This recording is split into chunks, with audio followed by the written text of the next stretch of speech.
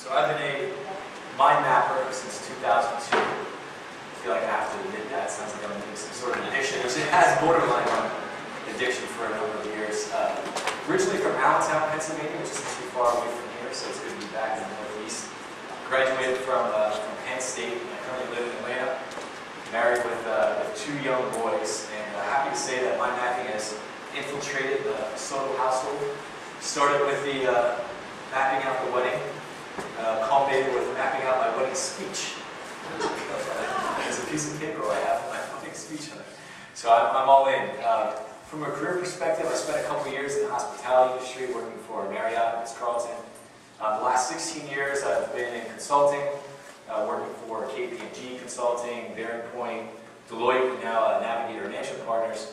And in my line of work, I have a lot of responsibilities. So your business development, client delivery, operations, and always kind of keeping on top of current trends. So there's a lot of need to capture and organize information, and that's where I find mind mapping to be my savior in that regard. I guess a fun fact about me, which kind of relates to this a little bit, is that I also do stand-up comedy as a hobby.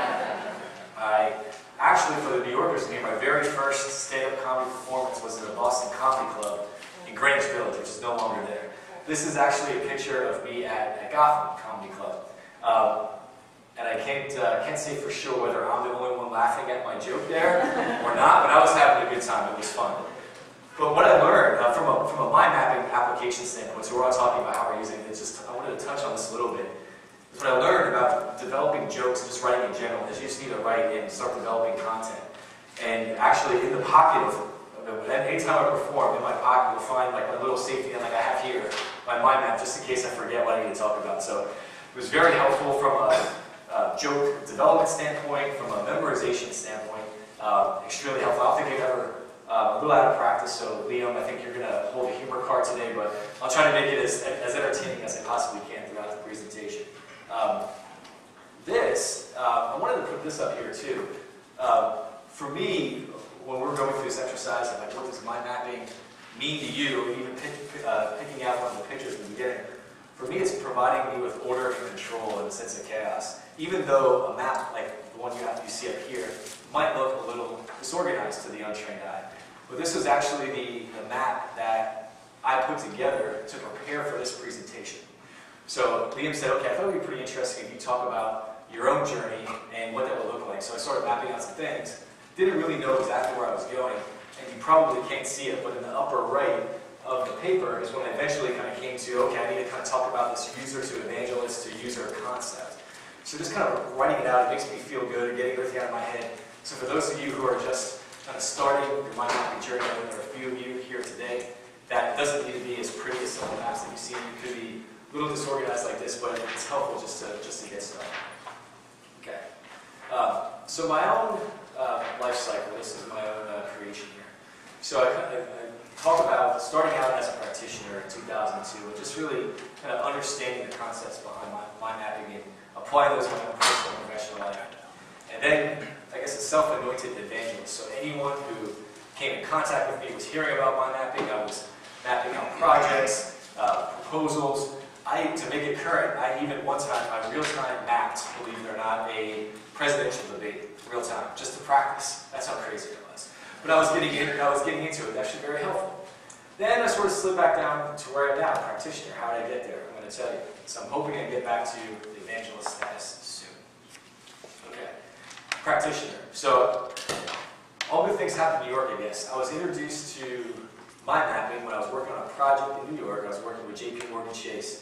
And we were rolling out a global Oracle Financials implementation. And I was responsible for developing and designing the training curriculum.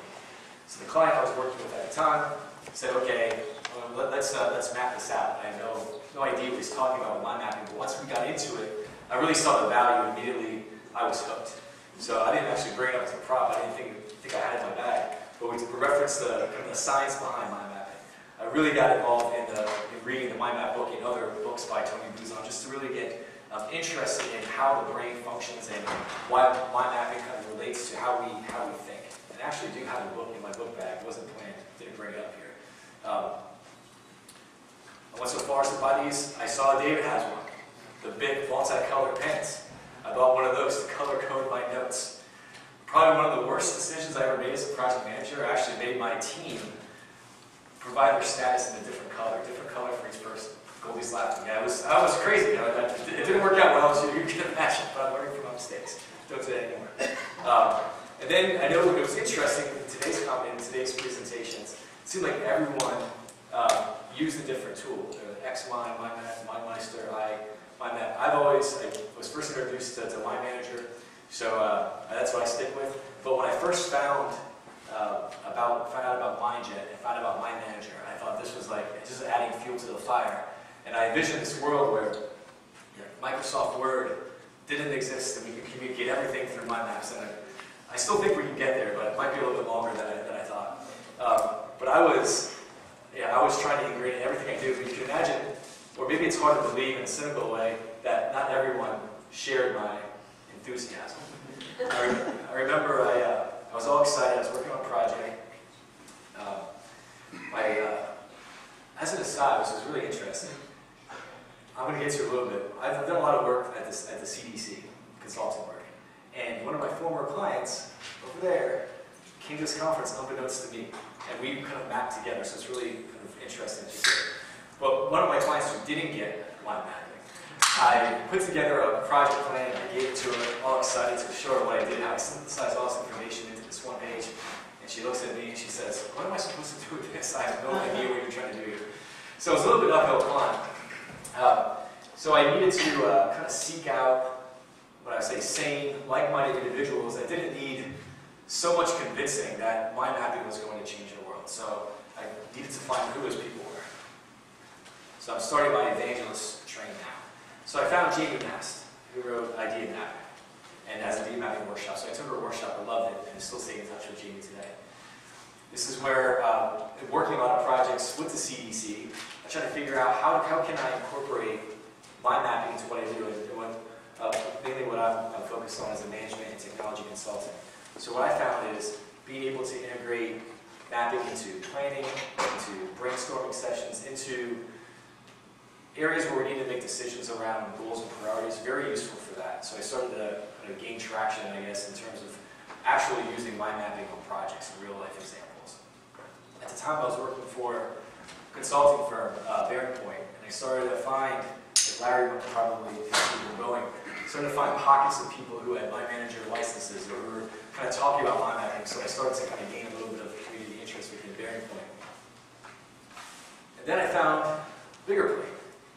And I thought, oh my God, this is amazing. I'm able to share maps with other like-minded people across the world. This is an amazing discovery.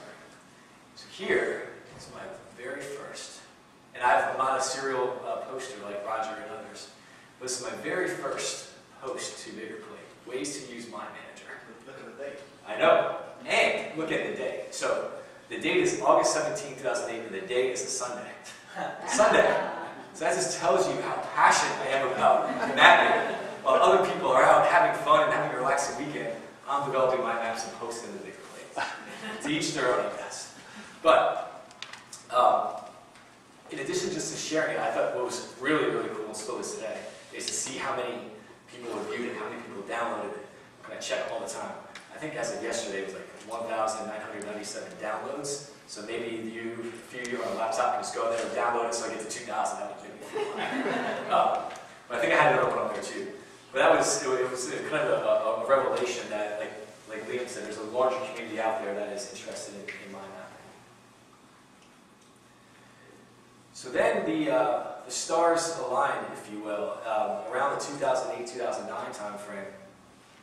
I think when anyone who's been involved in any type of large change-related initiative knows that kind of the number one thing that you need is an active and involved executive sponsor. Otherwise, the change initiative just isn't going to be successful.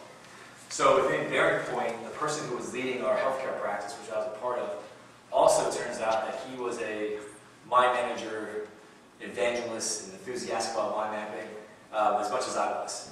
So we kind of hit it off there and decided, hey, let's explore the possibility of running a pilot within a mind manager pilot within Bearing Point to see, if we're able to kind of make this more of a standard part of our toolkit.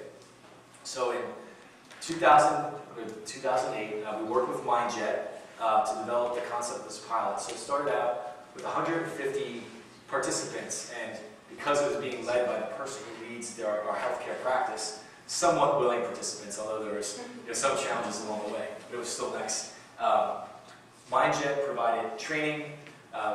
Interesting what Liam was talking about earlier about the science behind mind mapping. Part of the training was talking about that, but similar to Liam's experience and others, if you really got deep into the science behind it, it did turn people off. It was much easier to gain adoption if we weren't talking about using terms like mind mapping or mind manager, and these are just tools to help you organize information, help you plan better. It seemed to work better for us. And so I was responsible for writing the pilot, and again, kind of similar to this experience today, this was like a dream come true. I had an opportunity to figure out how do we infiltrate, if you will, mind manager throughout our organization. We developed very loose measurement mechanisms, both from a quantitative and qualitative standpoint. On the quantitative side, MindJet helped us with a posting or pre and post pilot productivity survey, so we can see, if by using Mind Manager we became more productive as a firm.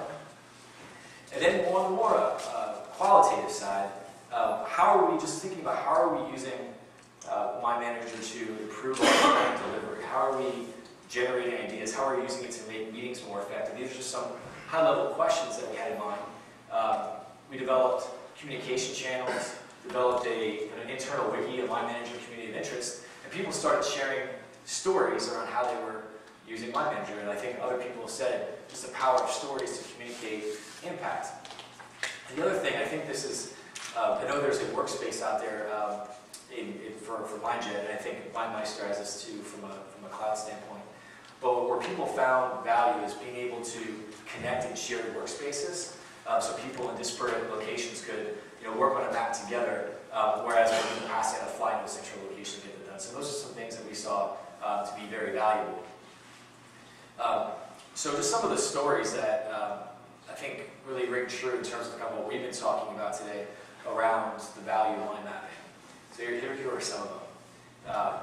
So using Mind Manager in the proposal development process and eventually resulted in a $15 million award. Now I should be mind mapping to the $15 million award, but when you're trying to make a business case, you try to make it as tangible as you can. But what it did is, if you're ever involved in beginning a project or beginning in responding to a proposal or writing a book or an article like Roger was talking about, it's very helpful to kind of get everybody on the same page and get an understanding if they're different writers, what are you focusing on, how is your section relating to the overall with things that we're putting together.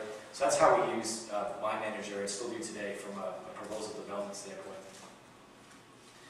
I think the term around collaboration popped up a lot. So stories around teams that may be located in different geographies, being able to collaborate better now with Mind Manager and the MindJet Connect workspaces that we set in place.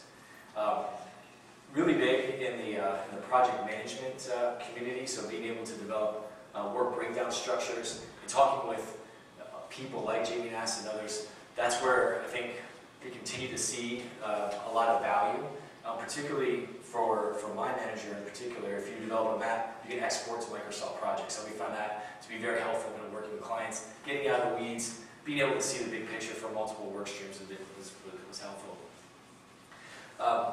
Also, what I found is what we heard, is just being able to work with clients and groups to facilitate gaining consensus on developing goals, priorities, etc., getting everyone on the same page.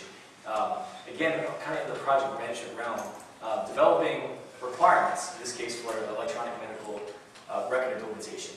So in my own experience, what I found is that using mapping in the beginning of a process like that, if you're planning a project, if you're kind of developing a test plan, if you're developing requirements, and then kind of using that as a catalyst to maybe move into other tools, like for a project, Microsoft project is one where it might kind of move from a map that we develop in Mind Manager and then actually manage the project in Microsoft project. So looking at exactly what's the best way to incorporate Mind Manager into what we do.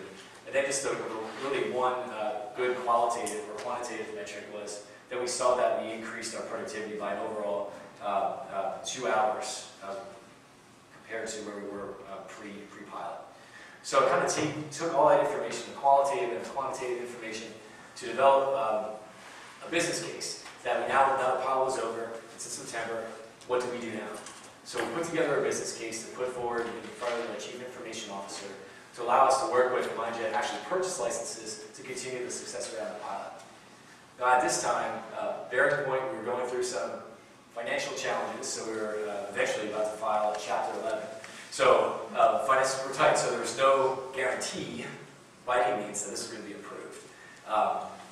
But we had another kind of lesson learned is engaging key stakeholders early in on the process. So the CIO, I was working with pretty closely during the pilot, and we co-authored an article for, at that time, it was Information Week. So he was bought in from the beginning. He eventually did approve the business case, so we were able to get 150 licenses to keep the pilot going. Super excited. I mean, this is what we wanted to do. But that was short-lived. So we got approval around the March 2009 timeframe. In April of that year, we were acquired by Deloitte Consulting. So Deloitte acquired Bearing Point's public sector practice, which I was a part of. And as part of that acquisition process, Deloitte was reviewing all the contracts that they wanted to assume or not assume from Bearing Point, and the MindJet contract was one that did not make the list. So all the work that we put into pilot, showing the success, really just died. The initiative was no longer valid. So of course, that kind of took the wind out of my sails a little bit and maybe put me back down off of my evangelist perch back to practitioner. So that was back in 2009. So now, where I was more of an evangelist and trying to convert others and really preaching about it, I've retreated a little bit. You know, I've really just limited the use of My Manager Maps, my own individual applications, both for personal and business. I haven't really attempted to increase adoption on a wider scale. No posts on Biggerplate over the last 7 years or so. Liam doesn't really chastise me about that, but I'll get better with that. And there's like limited connection to the broader mind mapping community. I mean, Liam and I have talked a little bit, but not as much as we did in those beginning years. And to give you an indication, I'm still on the 2008 version of Mind Manager. So really, I explored. I haven't felt that urge, but as you can tell, I'm still very passionate about the use of it. I see how it helps me both from a personal and a professional standpoint. Liam, in his opening, said, imagine like if someone took mind mapping or the ability to mind map away from you. I don't know what I would do because I map everything. So I think there's reasons for optimism for me to be moving back to the evangelist platform that I was before. One is Biggerplate. I swear that Liam did not stipulate that I need to mention Biggerplate about 3 times in my presentation, but I think I did. But to see that you have over like 98,000 members, 13 million views, that's incredibly encouraging. And to see how you're branching out into another shameless plug here with using mind mapping for business productivity. There you go. It's inspiring to see that you're continuing moving forward. Really, MindJet and other tools, just to see that the company really still exists and there's other tools out there, shows that there's a need for it in the marketplace. This one is related in a way. QA Symphony is a company that specializes in providing testing services for software deployments. But they're working on a product now called QMap, which will allow you to visualize the testing results. So again, just encouraging that there must be a need in the market for the mapping technology, and that was one where I didn't necessarily see a direct link there, so it's just encouraging to see that. And then within my own firm, now it's a smaller company, have an opportunity to really affect change, so I'm getting excited again after hearing all the great presentations today. And one that's not up there, but I really thought about during the presentation, or other presentations, was I have a 4-year-old and a 2-year-old son, 2 sons. So I want to be able to introduce mind mapping to them, so that's also kind of spurring me on there. So going back to the mind mapping journey cycle, I have 1 minute left, which is now probably 30 seconds. Kind of bringing that up there, I think I said I'm now an evangelist. So practitioner, evangelist, practitioner, and after today, after hearing all these great presentations, kind of being reconnected with the community, I'm an evangelist, and I hope to stay there for a while. That's it.